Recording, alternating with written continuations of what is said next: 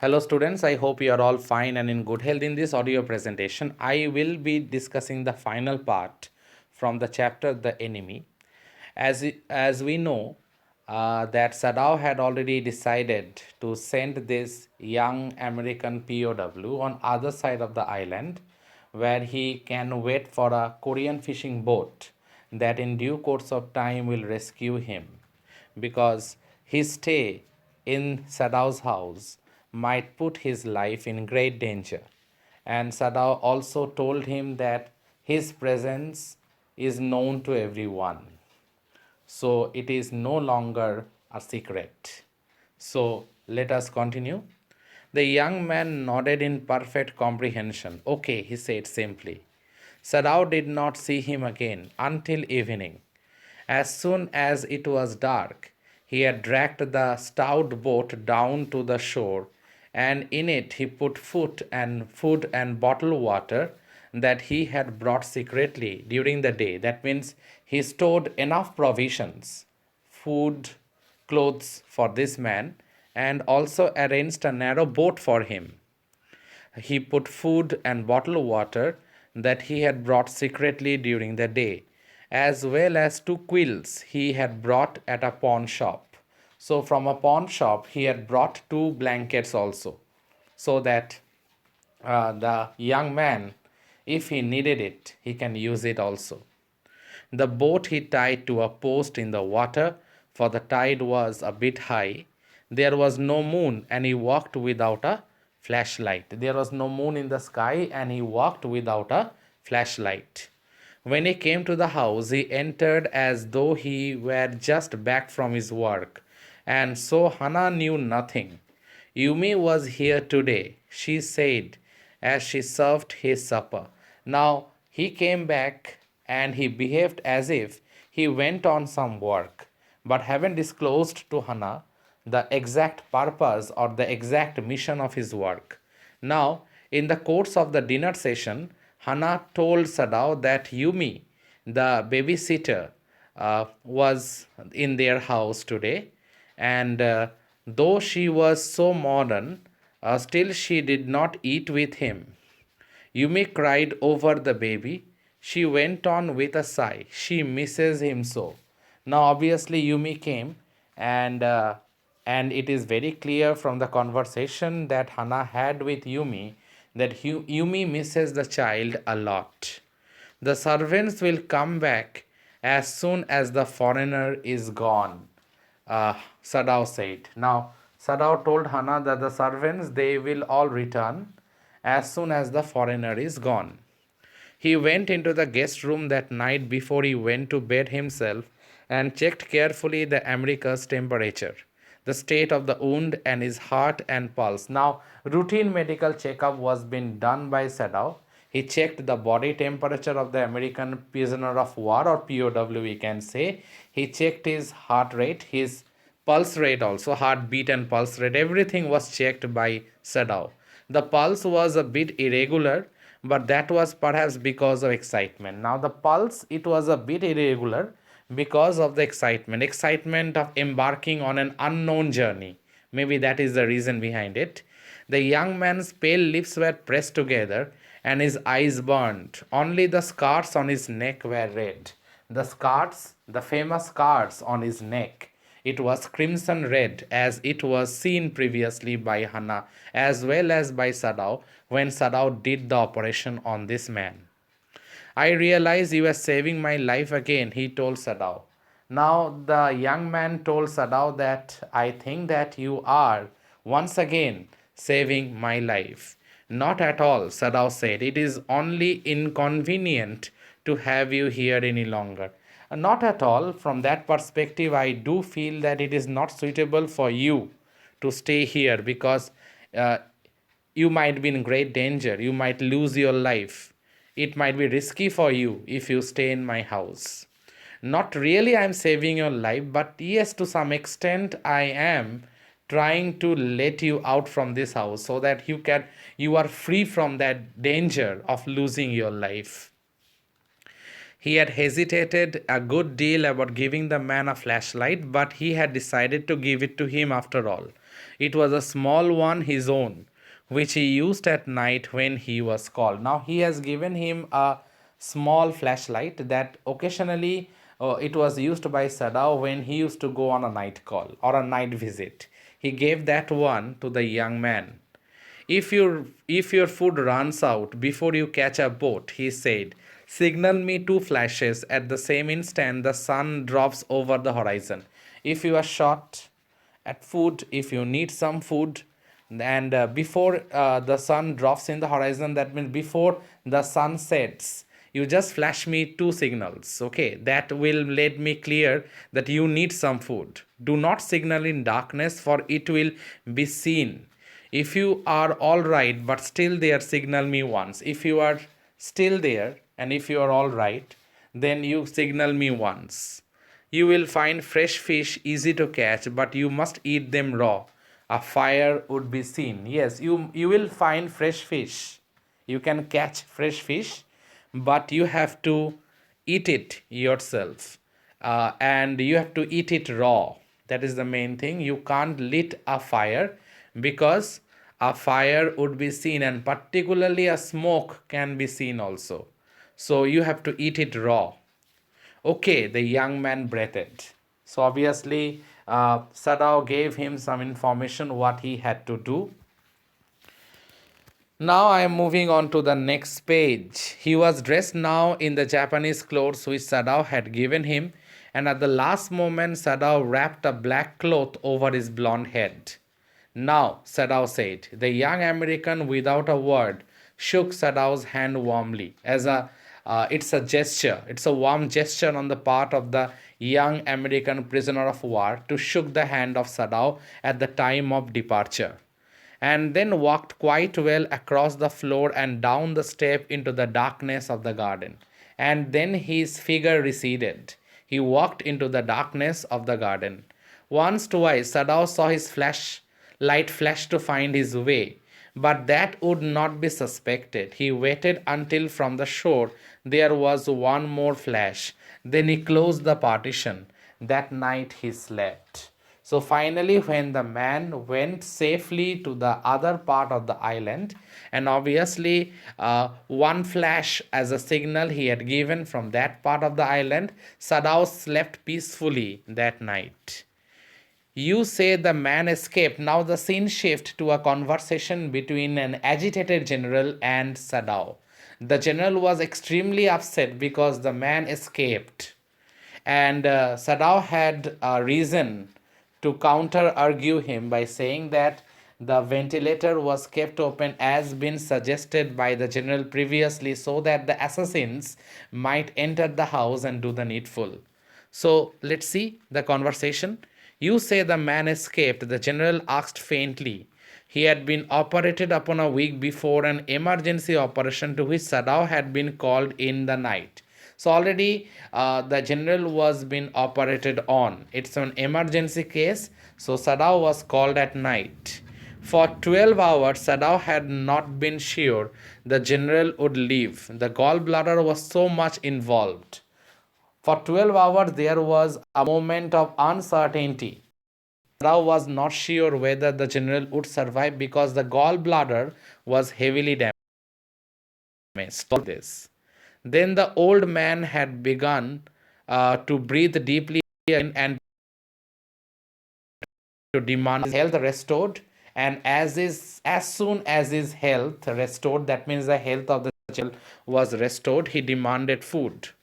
Sadao had not been able to ask about the assassins, for so far as he knew, they had never. So, as far as his knowledge is concerned, the assassins they never ever had come, because the general himself, who was about to give orders to them to kill that young man who was in the house of Sadao, he himself was seriously ill. So Sadao came to the conclusion that perhaps the assassins were not at all informed about it, and they had never come. The servants had returned. That's the good news.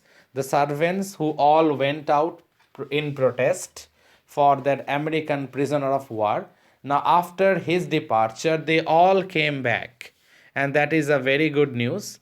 So, I am repeating this line once again. The servants had returned, and Yumi had cleaned the guest room thoroughly and had burnt sulfur in it to get the white man's smell out of it. And Yumi cleaned the entire room in such a way so that there might not be a smell of the white man's body odor in that particular room.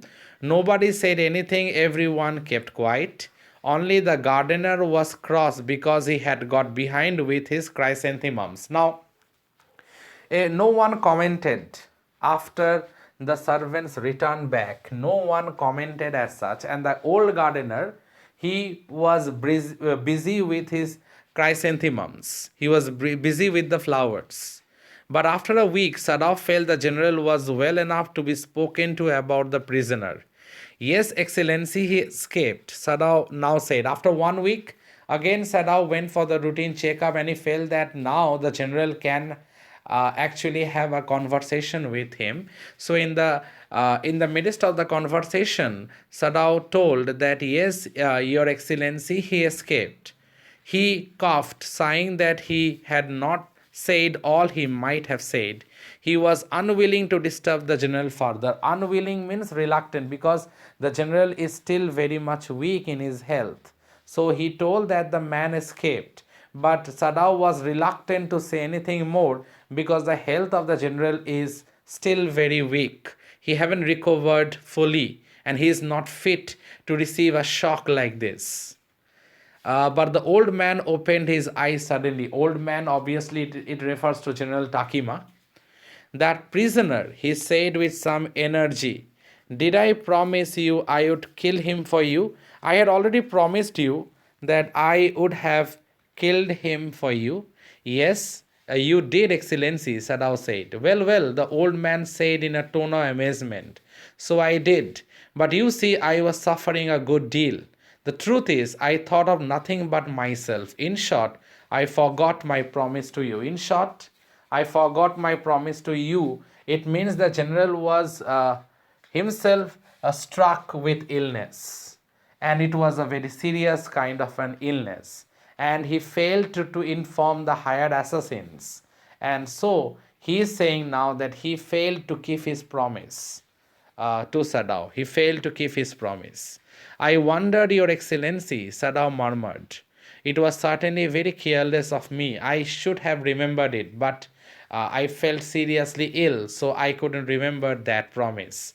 The general said, but you understand, it was not lack of patriotism or dereliction of duty. I haven't neglected my duty, or it doesn't mean that I am not patriot. I am patriot, and I haven't neglected my duty at all. He looked anxiously at his doctor. If the matter should come out, you would understand that, wouldn't you? Now, if the real truth comes out, if the real truth is exposed, then you know what will happen, right? Now that is what the general told Sadao. Certainly, Your Excellency, Sadao said. He suddenly comprehended that the general was in the palm of his hand, and that as a consequence, he himself was perfectly safe.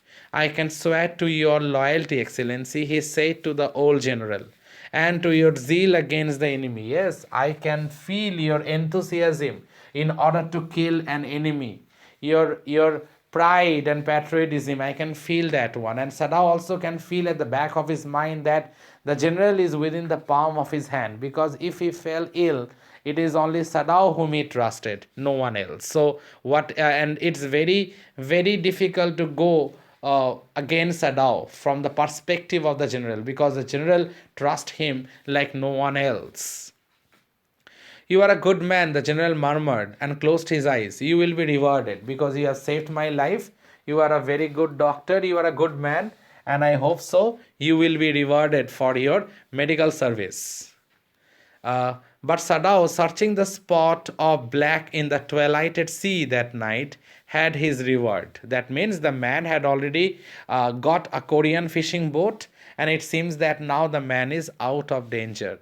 There was no prick of light in the dusk, No one was on the island. His prisoner was gone, safe doubtless, for he had warned him to wait only for a Korean fishing boat.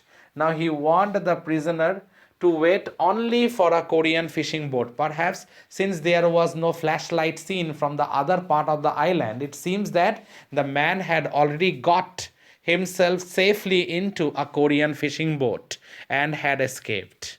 He stood for a moment on the veranda. Remember, at the very beginning also, before he and his wife tracked down that wounded man, they were waiting in the veranda. Now the scene shift at the final scene also. We find Sadao standing near the courtyard or near the veranda, gazing. Gaze means to look at, gazing out to the sea from hence. From hence means from where? Hence, Whence.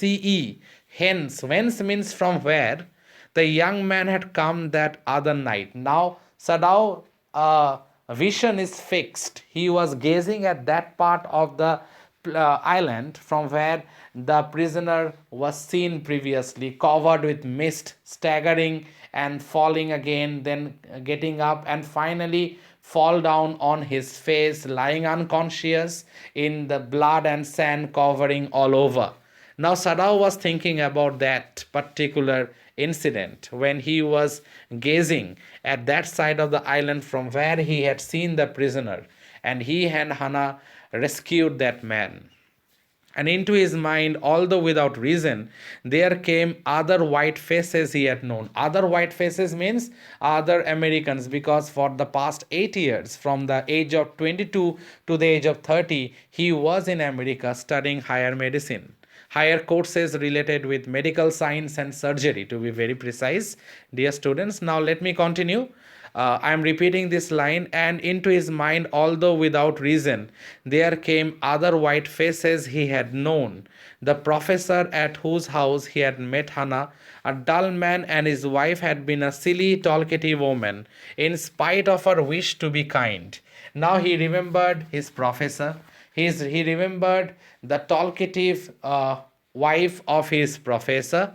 He remembered his old teacher of anatomy, who had been so insistent on mercy with the knife, and then he remembered the face of his fat and slatternly landlady. Then he remembered his own landlady also. He had great difficulty in finding a place to live in America because he was a Japanese. The Americans were full of prejudice, and it had been bitter to live in it, knowing himself their superior. How he had despised the ignorant and dirty old woman who had at last consented, means agreed, to house him, to give him shelter, to keep him in her house as a paying guest in her miserable home. He had once tried to be grateful to her because she had, in his last year, nursed him through influenza.